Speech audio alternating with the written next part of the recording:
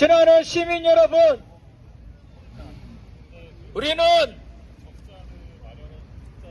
베네수엘라 마두로 대통령을 납치하고 이제는 중동에서 이란을 침공하려고 전쟁 준비를 하면서 이 땅 한반도에서도 동족 간의 전쟁을 강요하는 트럼프와 미국의 제국주의 정책에 반대하기 위해서 이 자리에 섰습니다. 여러분, 연일 트럼프가 언론을 장식하고 있습니다.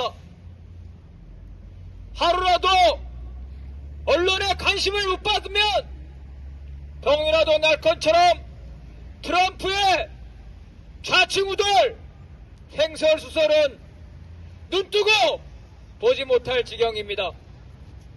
베네수엘라 마두로 대통령이 마약에 관련돼 있다, 이렇게 말하면서 마두로 대통령을 납치하더니 이제는 마약 얘기는 하나도 없이 베네수엘라 석유를 강탈하고 있습니다. 베네수엘라가 말을 안 들면 대규모 공격을 하겠다, 이렇게 큰 소리를 쳤지만 정작 공화당까지 포함된 상원에서는 트럼프의 베네수엘라 침략을 제한하는 결의안이 통과됐습니다. 그러자 트럼프는 이번에는 항공모함과 대규모 전투부대를 이란 그녀로 옮기더니 이란에게 핵무기를 폐기하라, 그렇지 않으면 이란을 침략하겠다, 이렇게 협박하고 있습니다.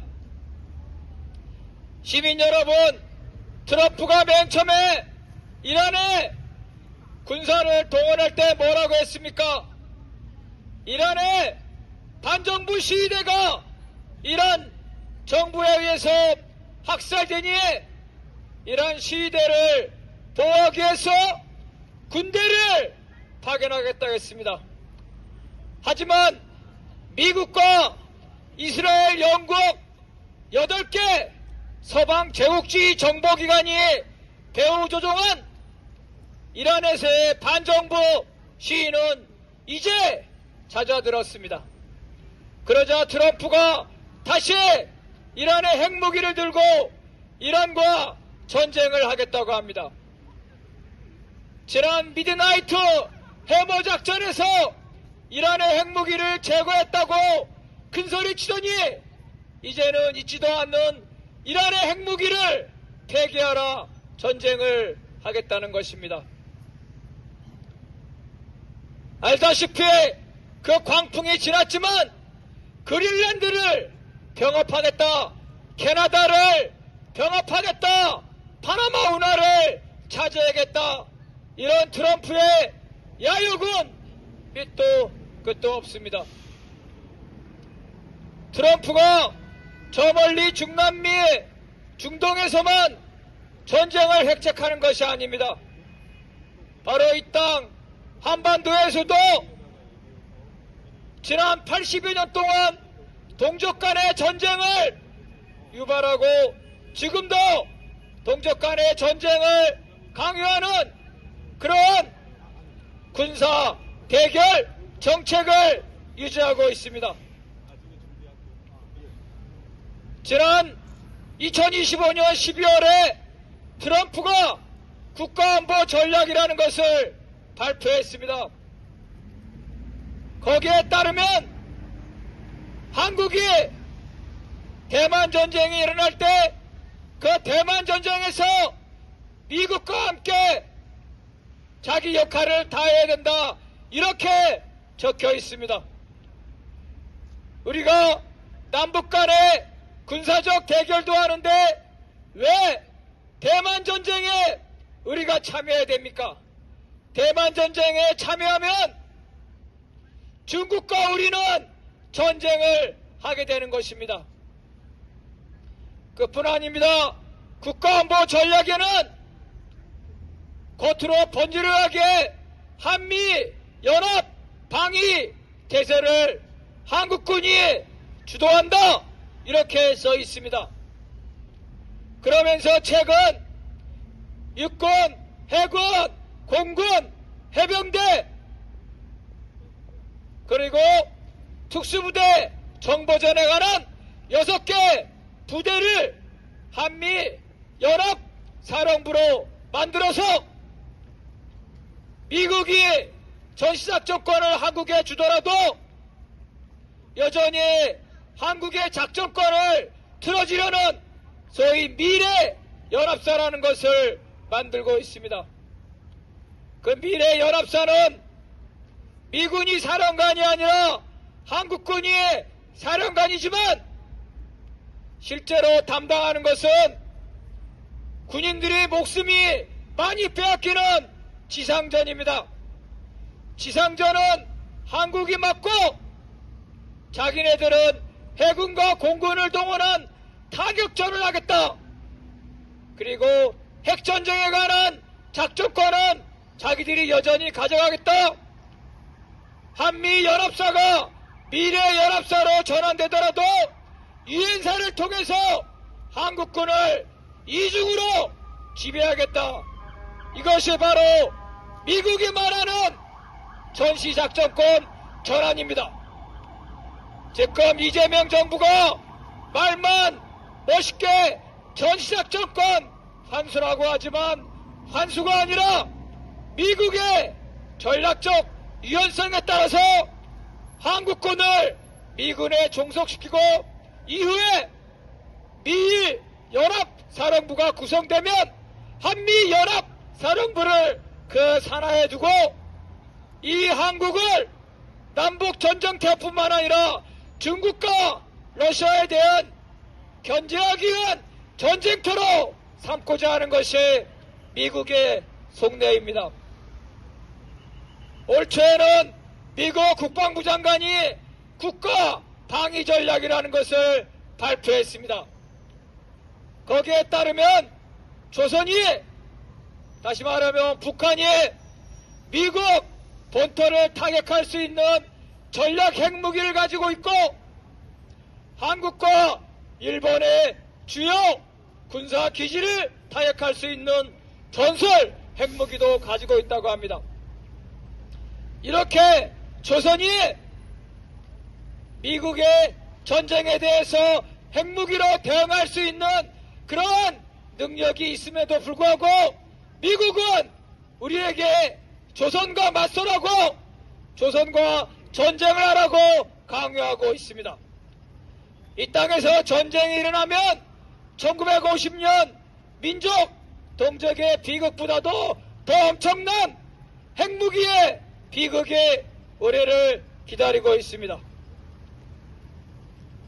작년 2025년 11월에 미국 국방부 장관과 한국 국방부 장관이 협의한 것에 따르면 한미 관세협상 팩트시트에서 나온 한국군을 미군에 종속시키는 세부적인 계획이 나와 있습니다. 여기에는 지상전뿐만 아니라 우주작전, 미국의 미사일 방어 전략, 그리고 사이버 모든 분야에 대해서 한국군이 미군에 종속되는 그런 시나리오가 담겨져 있습니다. 한국군과 미군은 이미 핵전장을 전제로 한 군사훈련을 하고 있고 이번 3월에 대규모 군사훈련을 하고 있습니다.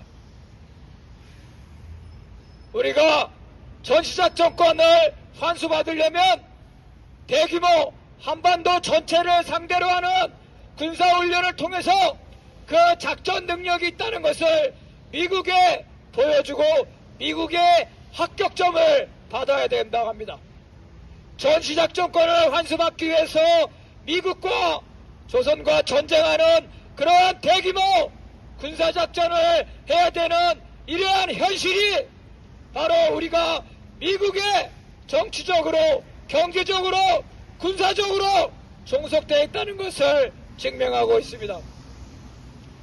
광화문을 지나는 시민 여러분, 이 땅에 전쟁을 획책하고 우리 노동자들이 피땀 흘려 벌어온 달러를 1년에 200억 달러씩 뺏어가는 미국과 트럼프의 이러한 제국주의 정책에 대해서 우리 국민들이, 시민들이, 노동자들이 가만히 있을 수 있겠습니까?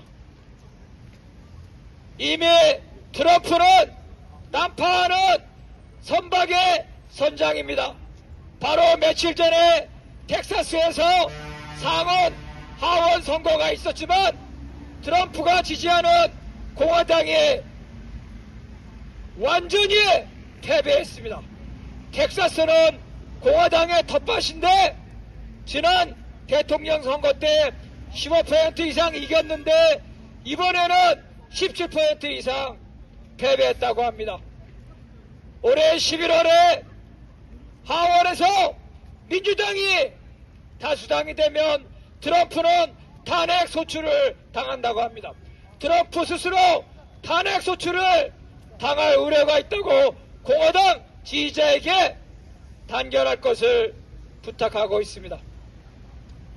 올해 11월 중간선거 이후 트럼프가 탄핵을 당하고 비록 상원에서 완전히 탄핵 결정이 나지 않더라도 트럼프는 내임덕에 빠질 겁니다.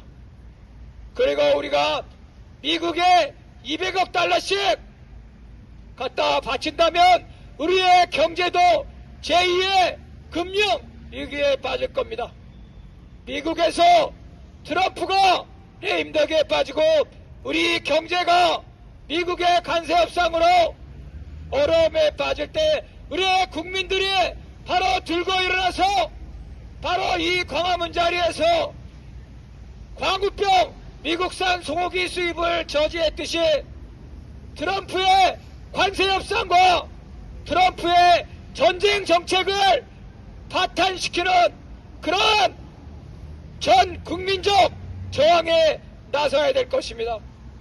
그때까지 우리 시민 여러분들과 노동자들 그리고 미래를 빼앗긴 청년 여러분들은 트럼프와 미국의 제국주의 정책을 규탄하고 동족 간의 전쟁을 강요하는 한미 군사훈련을 반대하는 길에 떨쳐 일어나야 될 것입니다.